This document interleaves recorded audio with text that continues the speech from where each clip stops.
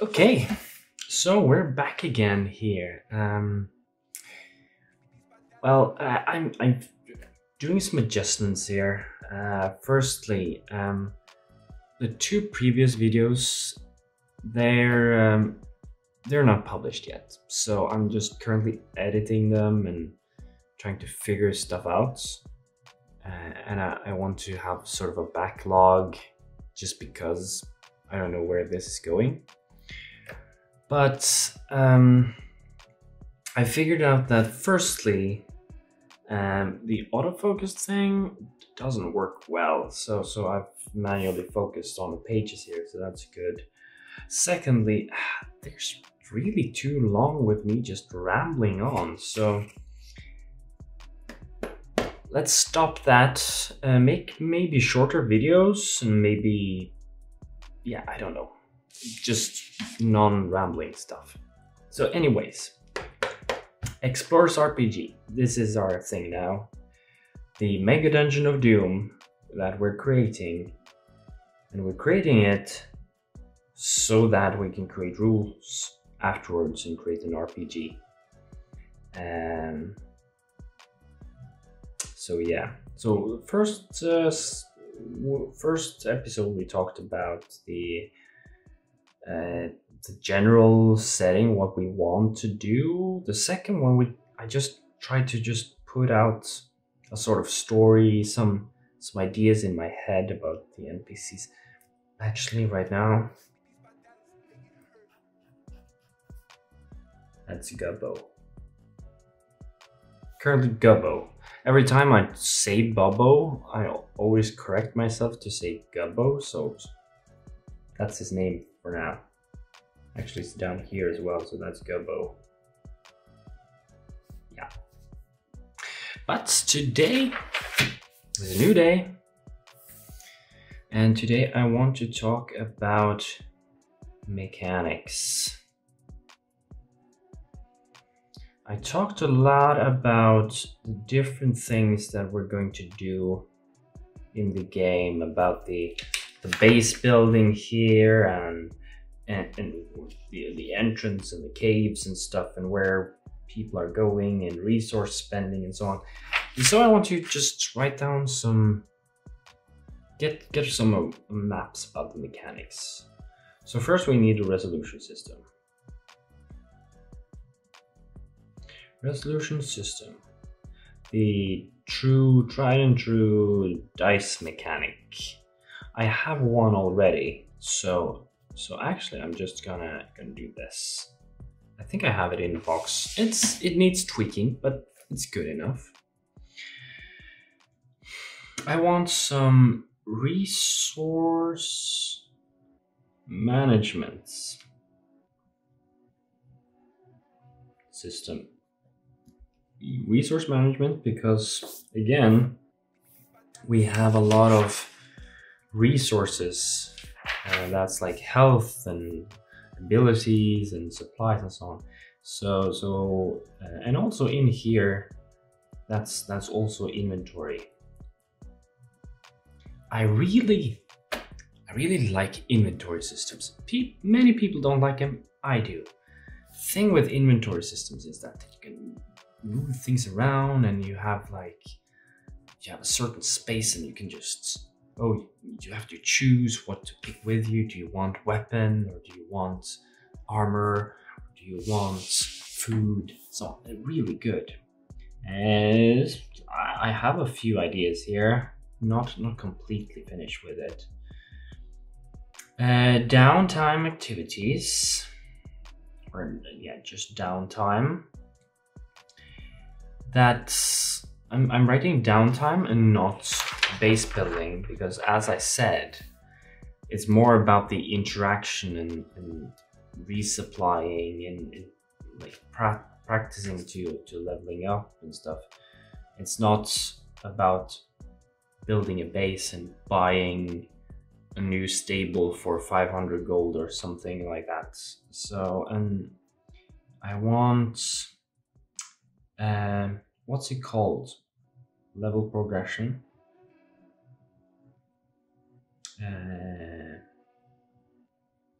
I'm going to say also class in quotation again, because I'm not sure if what I mean about class yet.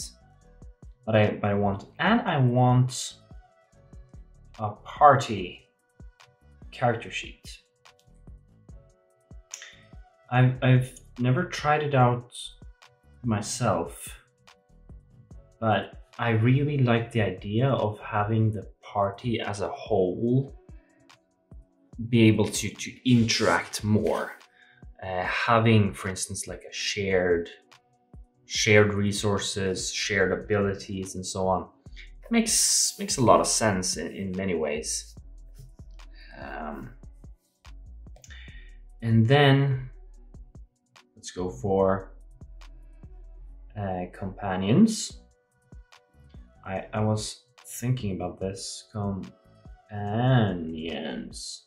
I was thinking about this because there's like a lot of people, NPCs in this base, and I want some mechanic for choosing some random civilian, say, hey, do you want to join us in this crypt thing? Or yeah, because that's... Do I want some more? Yeah, maybe. I'll write overview here, and we'll get back to it. We'll get back to it. I'm not... Yeah, we'll get back to it. Okay. So with the resolution system, I have a really good one. I like it. People, I've gotten responses for it. It's like, meh. Okay. But I like it. So, and again, as I said, it's my game. So as long as I find it fun, then I put it in. But basically, you have 5 stats. You have might, agility, knowledge,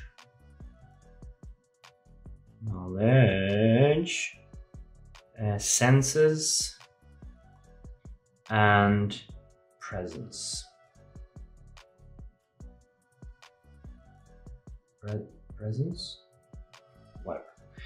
Might, of course, that's like strength, constitution based. Agility, again, very simple.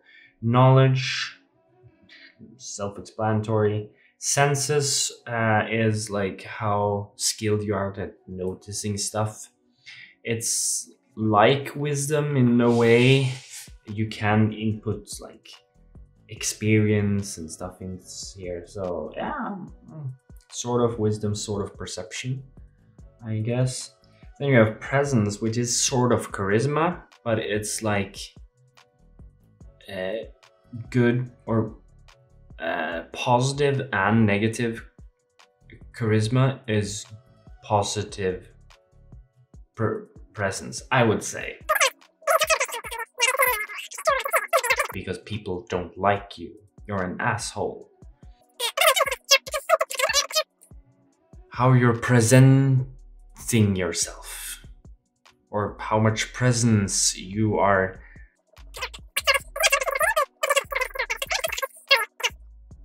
Yeah. So that's it. And I really like my system because I use dice.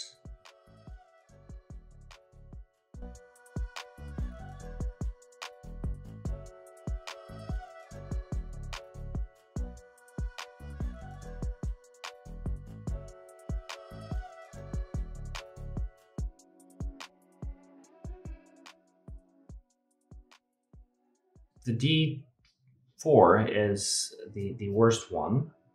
And the D6 is better, and then you have the D8, which is again better, D10, and then the best one is the D12.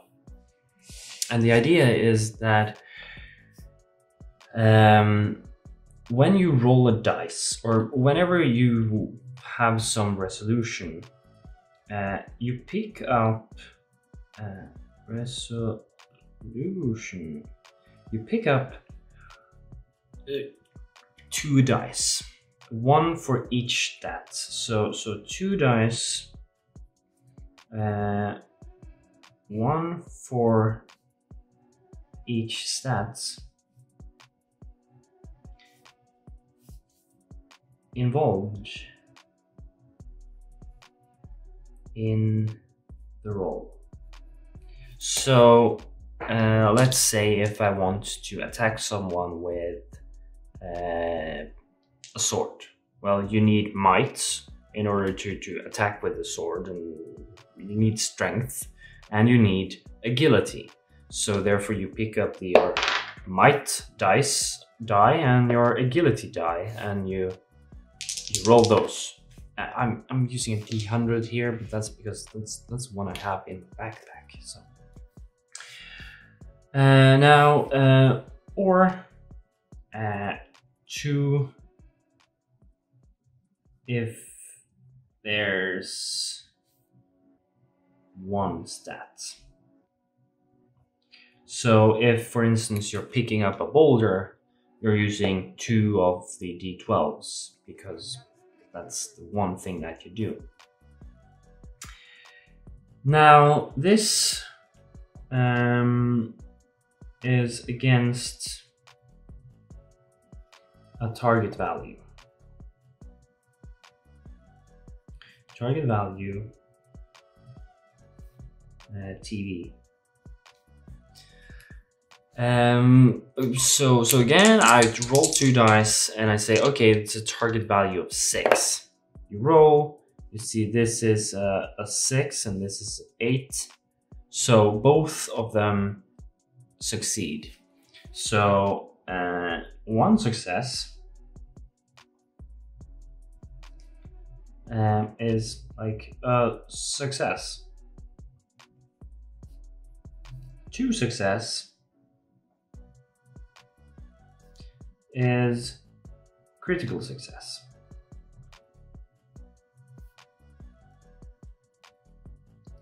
And 0 success, that's a fail. And 2 ones, that's I'll call it a fumble. So you roll the dice. Oh, I got 1 success there, 1 didn't succeed. Okay, that's a success. And if I roll again, yeah, it's again a success. But let's say that you get 2 5s, that's a fail. And then of course if you get 2 1s, that's a fumble, which is a really bad thing. Now I've done the statistics of it, and I really like the curves of the probabilities and so on. So this is my resolution system. Now the best part about this resolution system that I like is that first of all, you can alter this very much, because you can have alter rolls. So first of all, you can re-roll, but you can then choose. If I get a re-roll here, I can choose if I want to re-roll which die I'm going to re-roll. So you can have 1 re-roll or 2 re-rolls. So it's like, it's a tactical thing actually, sort of. Then you have increase and decrease. So I can say, yes, I have a D10 for a stat, but I have some ability that makes it increase. So it increases from a D10 to a D12, and therefore I roll a D12 instead. And then an increase of D12 is always a success, and a decrease of a D4 is always a fail. Now, the thing we hear is, since we have 2 dice, that makes it more interesting, because then you can just say, if you have a D12, or if you have 1 increase and 1 decrease, then you can just roll as normal if you want to, but you could also change it up so that this here will be a D8 and this here will be a success. And so there's another layer of tactics involved here. Okay, do I want 1 success and 1 D8, which I will succeed, but I could get a critical success.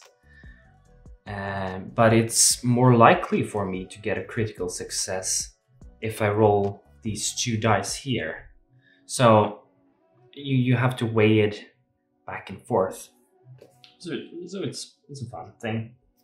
Then you could have advantage and disadvantage, which makes you swap.